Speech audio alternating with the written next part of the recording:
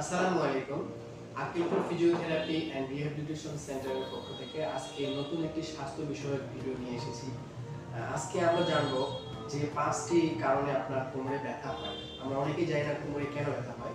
মাত্র 5টা কারণে আমাদের কোমরে ব্যথা হয়। প্রথম কারণ হচ্ছে আপনি ভুলভাবে বসে থাকেন। আমরা অনেকে যারা অফিসে জব করি, বিশেষ করে কম্পিউটার অপারেটর, তারা আমরা ভুল ভঙ্গিতে বসে থাকি। স্ট্রেট ফরওয়ার্ড হয়ে বসে থাকার নিয়ম, কিন্তু আমরা অনেক সময় কুজু হয়ে বসে থাকি কিংবা হিলান দিয়ে বসে থাকি। এই দীর্ঘ সময় এই বসে থাকার কারণে আমাদের কোমরের যে মাসলগুলো আছে, যে ভার্টিব্রাল কলামগুলো আছে, এগুলো আস্তে আস্তে প্রেশার ক্রিয়েট করে, যার কারণে আমাদের কোমরে ব্যথার সৃষ্টি হয়। দ্বিতীয় নম্বর কারণ, ভারী জিনিস তোলার সময় আমরা ভুলভাবে তুলি, সঠিক পদ্ধতি অবলম্বন করি না, যার কারণে মাসল স্ট্রেন হয়ে যায়, মাসলের টান খায়, যার কারণে কোমরের ব্যথাটা সৃষ্টি হয়।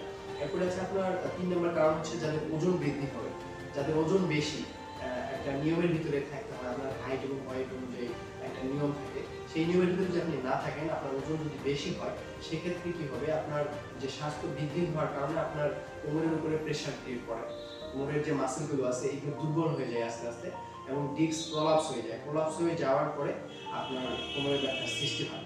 এরপরে আছে লাম্বার স্পন্ডাইলোসিস কিংবা ডিস্ক প্রলাপস। অনেক সময় এই কারণটা আসলে বিভিন্ন কারণে হতে পারে। যারা দীর্ঘ সময় ধরে দাঁড়িয়ে থেকে কাজ করে, বসে থেকে কাজ করে, হার্ড ওয়ার্ক করে, আবার অনেকেই খেলতে যায় কিংবা অ্যাক্সিডেন্টগত কারণে যদি ডিস্ক প্রলাপস হয়ে যায়, সেক্ষেত্রে আমাদের মেরুদণ্ডে, প্রত্যেকটা মেরুদণ্ডের আপনার হচ্ছে ভার্টিব্রাল কলামের মাঝখানে ডিস্ক থাকে।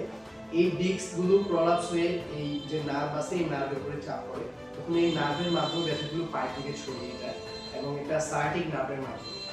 তো যখন ব্যথাগুলো ছড়িয়ে যায়, ঝিমঝিম, হাড় ভাঙা, অবশ এরকম অনুভূত হয়।